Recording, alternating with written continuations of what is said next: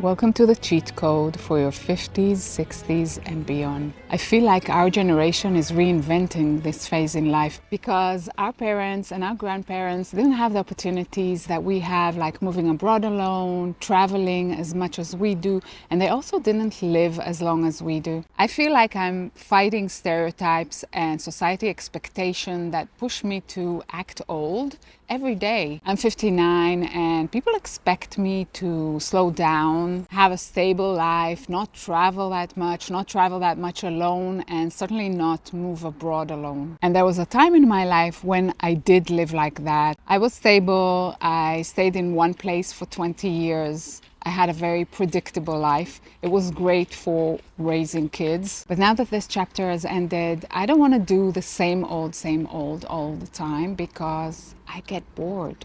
I want to live a life that makes me jump out of bed with excitement in the morning. And I've pretty much managed to create a life like that, maybe a tad too much excitement sometimes. In the last 2 years, I've moved to a new country. I've built an online business from scratch. I invested in real estate. I travel solo, and I'm currently in Zurich, spending the summer. I realized that for me to feel happy in this phase in life, I need less routines and more adventures, less waiting for people to do things with me and more going out and daring to do things on my own, less obsessing over dating apps and more trusting that by not staying stuck in the same place with the same circle of the same people, I'm opening myself up to something better.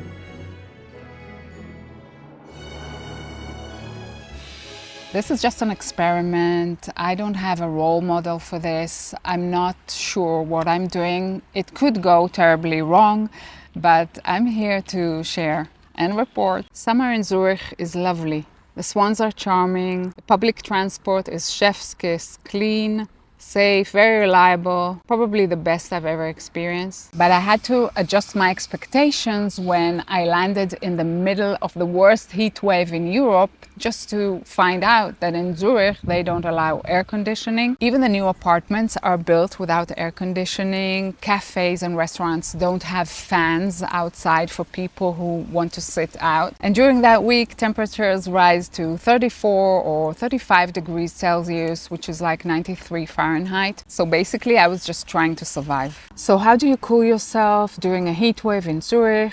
You go for a swim in Lake Zurich. This is 11 a.m. in the morning, in the middle of a normal work day, when most people are buried in tasks and in meetings. And here I am floating in the water, and from time to time checking my phone, responding to my video editor who edits my videos, and to my graphic designer. There's a whole culture around swimming in the lakes and the rivers in Switzerland. This bathhouse, Bade Ottokhe, has wooden sun decks separate for women and men, which is really nice because you don't have the pressure of looking good. It's just other women around you. Women of all ages and all body types sit in peace and soak in the sun. Friends meet here to eat lunch under the sun umbrellas. There is quiet, there is calm, and there is women's sisterhood. I really love the vibe, very unique. You can dip your toes in the lake or go for a swim. The water is so blue and so clear. The only thing floating around in the water are swans' feathers, which I find very poetic and very cute. And it's so nice to swim in fresh water and not worry about getting salt water in your eyes. By the time I got back, I had 2 new sales notifications waiting for me. That's the beauty of having an automated passive income business. And the best part about this is you set it up once and you forget it. So basically I was feeding the swans and earning money at the same time. Speaking of which, swans are basically the national pet here. They glide around on the lake in the middle of the city with so much grace and so much beauty, and they're one of the city's special symbols.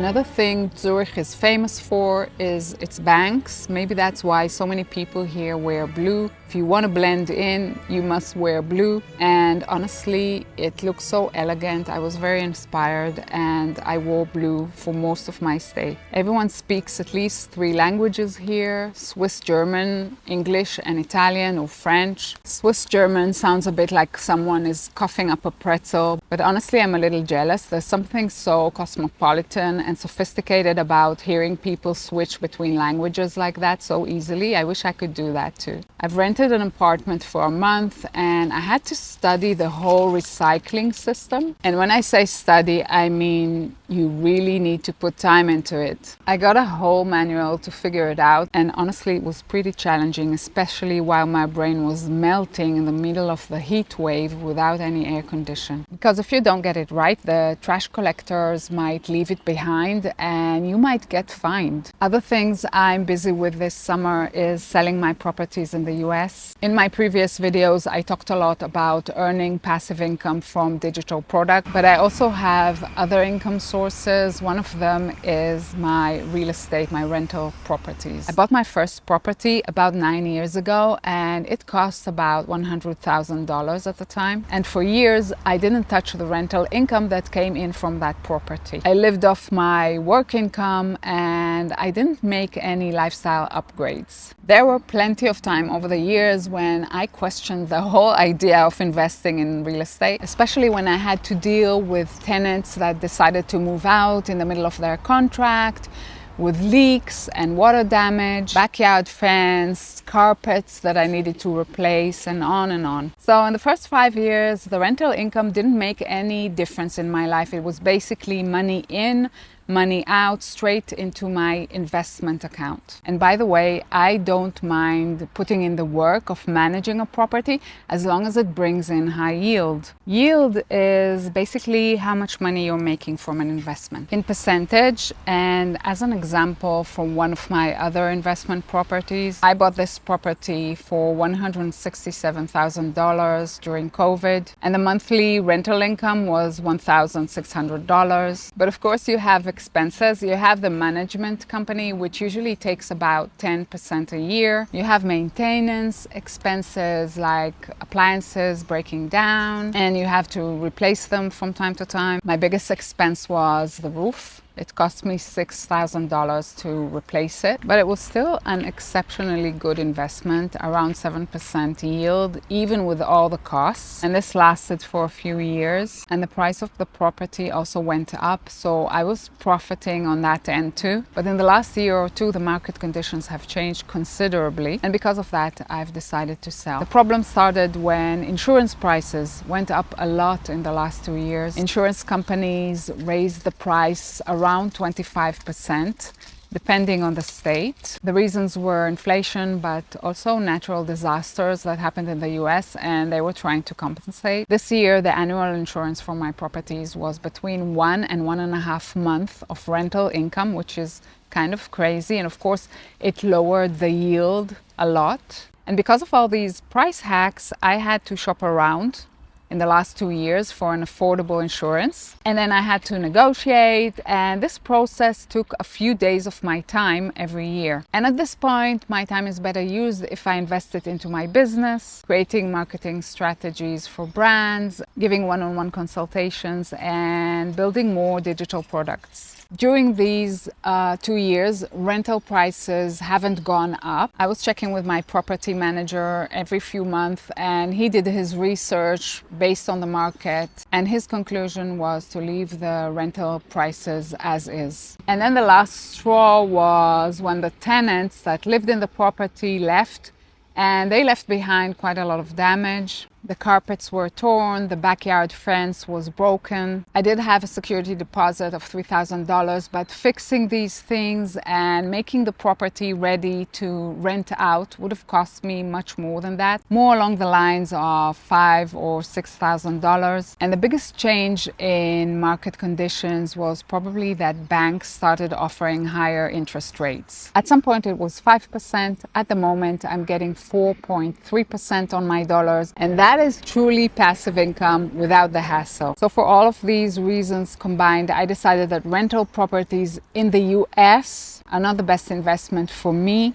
anymore. But just because I'm moving away from owning rental properties in the US, it doesn't mean that real estate isn't a good source of income. There are still a lot of opportunities to earn from real estate, even if you don't have a large budget.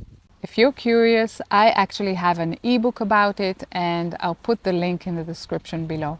This year, I also started investing in the Bitcoin market. I'm not a financial advisor. Don't take this as financial advice. I'm just sharing with you what I do. I follow people much smarter than me, and about a year ago, I realized that the Bitcoin ETF is going to be approved. I realized that this is going to be a pivotal moment because investing in Bitcoin will become accessible to people who are not techie like me. In the past, I did try to invest in Bitcoin, but dealing with all these secure wallets and private keys, that really was too much for me, and it put me off from investing in Bitcoin for a few years. With a Bitcoin ETF, it's just like buying stocks in the stock market without all the hassles of buying Bitcoin directly. So that ETF went up considerably well in the last year. And according to the smart people that I follow, it's going to go up at least 5 or 10 times more in the next few years as more and more institutional investors start including the Bitcoin ETF in their customers' retirement account. I'm also investing a small portion of my money into dividend ETFs that rely on the volatility in the Bitcoin market and share dividends every month. So these are the things I'm interested right now in terms of investments. And I wanted to share it with you because I know a lot of you want to create additional income sources beyond building a digital product business. Staying in Zurich for the summer has been such a motivating experience for me because this is exactly what I'm working so hard for. The freedom to travel whenever I want to spend part of the year in different locations according to what I feel a pull to explore right now. Feel free to ask me anything in the comments. I'm sending you much love.